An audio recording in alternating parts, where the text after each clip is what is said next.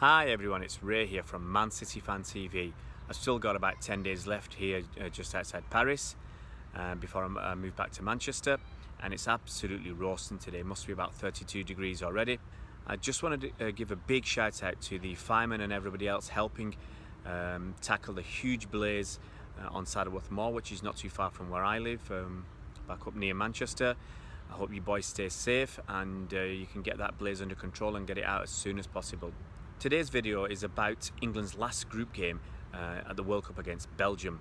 Now, Belgium will be our toughest opponents of the group stage, and fortunately we've already qualified, so there's not a massive amount resting on this game. It's rumoured that Roberto Martinez, the Belgian manager, will rest 6 or 7 players, even though they really want to take on England. There are a lot of different permutations, thoughts about this game. Should we as England rest lots of players as well, 7 or 8, 2 or 3, make wholesale changes? Should we look at the next stage of the competition to see who we might be playing and play for a draw or even to lose the game, which sounds absolutely ridiculous? Personally, I want us to go out there and win the game. I want us to make as few changes as possible, probably about 3 or 4 maximum, so that we can keep the consistency, keep the confidence running through the team, help them with their momentum and the motivation. All these things are really important. It's the mental side of the game, I think, now that will sort out the teams. I don't buy going into a game to lose it just because you might get an easier opponent in the next round.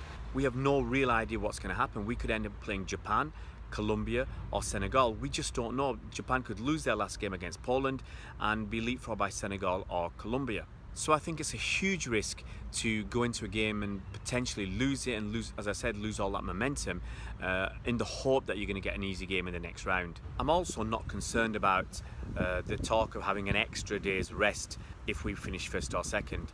To be honest, all our players are used to playing 2 or even 3 games every week, so to have 4 days rest between games, I don't think that's a big issue. To have an extra day, I don't think is going to make a massive deal because all the players should have recovered between the games. So here's my team. In goals, I'd start with Pickford.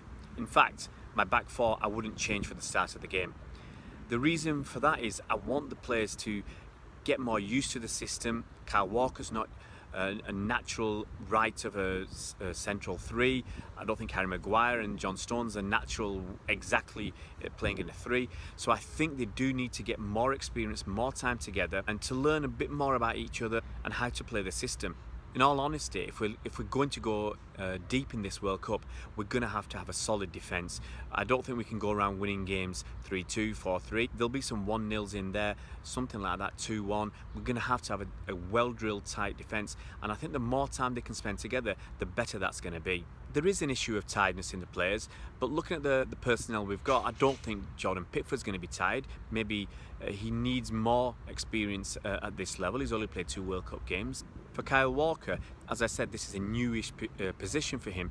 If you've seen him play for City this last season, in the 90th minute, he's still bombing up and down that wing. He's got the energy, he's got the pace, he's got that capacity to keep going all the way through the game. So I don't think he's going to be tired at all. John Stones is our best defender, and I really want him to be playing with Harry Maguire.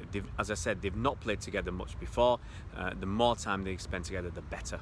There's talk that Gareth Southgate may play 2 defensive midfield pivots in Jordan Henderson and Dyer, the Spurs lad.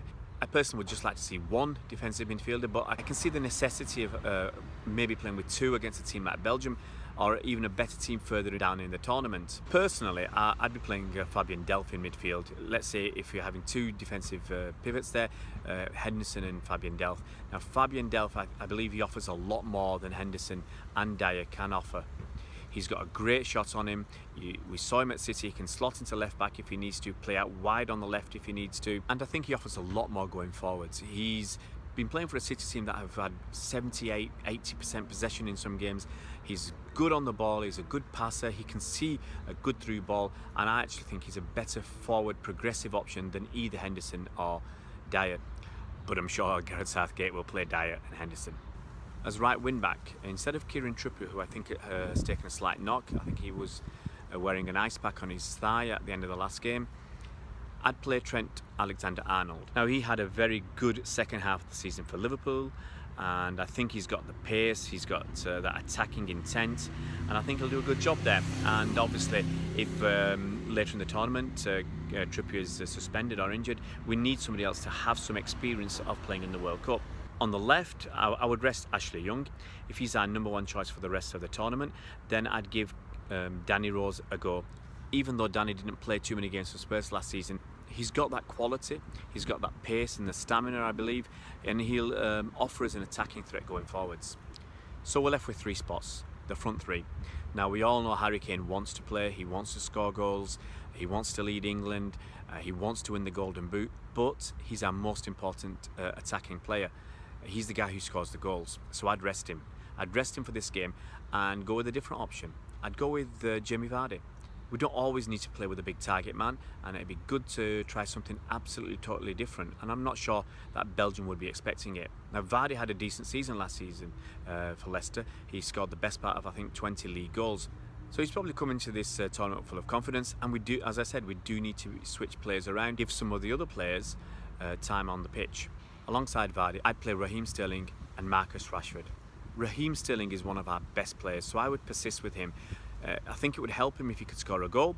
That would take the so-called monkey off his back that's been placed there by journalists and some fans. I think we really need him to be playing at his best and contributing more if England had to go deep into this tournament. And I'd play Marcus Rashford.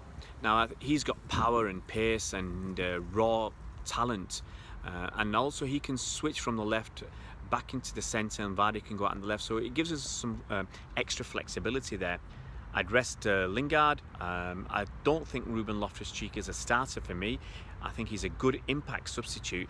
Looking at the subs, I'm already looking ahead to the subs. I'd be resting Jordan Pickford after about 60 minutes, and whoever Gareth Southgate has chosen as his second choice keeper, for me, I would be going for Nick Pope, should get a run out for about 30 minutes.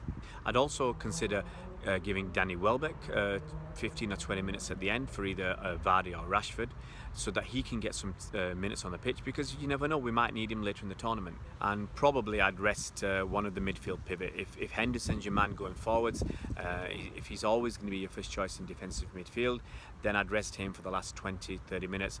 So there you have it, Blues. That's my team for the final game against Belgium.